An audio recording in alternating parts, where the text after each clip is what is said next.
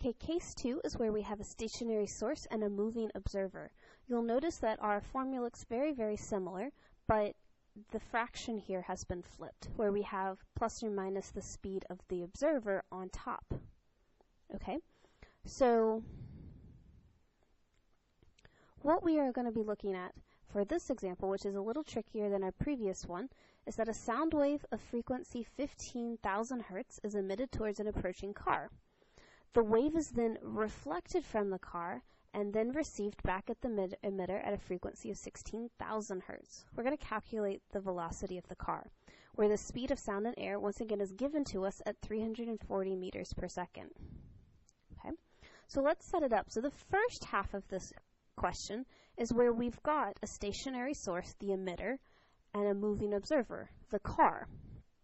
So F prime going from the emitter to the car would be F, and we're going to do V plus U because the wave is going towards the car, which means it's moving towards the observer, over V.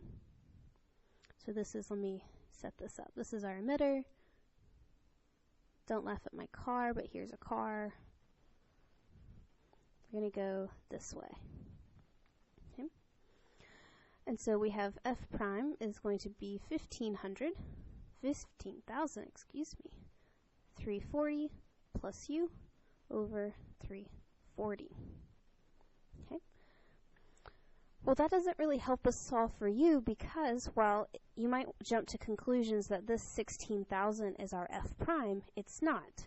Okay, the 16,000 is when the light from the sound from the emitter hits the car and bounces back. So this frequency prime, I'm going to call this double prime because the frequency has now been changed twice, is 16,000 hertz, where this frequency is our first prime frequency, while the emitter, of course, isn't changing the frequency at all, it's just frequency F, okay, of this 15,000 that we have observed. Okay, so we have to set up yet another formula. Well, we know that frequency double prime will be our frequency prime, so the new frequency that this sound wave has, and then it's now going to be reflected back. So that's going to become, okay, notice that we're now using case 1. So now the car is moving, it's acting as the source of this wave. It's going to squish up and come closer to our emitter. And then we can plug this in. So we're going to have 15,000, 340 plus U over 340. That is F prime. That is F prime right here. This whole thing is F prime. Now we have to add on 340 over 340 minus U. Okay, so we have this crazy long formula. This is going to give us our final F double prime.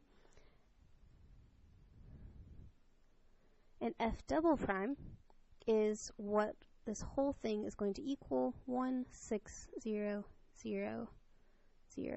hertz. Okay. And then with a lot of algebra, we see that these 340s cross out. With a lot of algebra, we see that we can get 340 plus U. Here, let me scoop this up. Sorry. Over 340 minus U, and that will equal 16,000 over 15,000.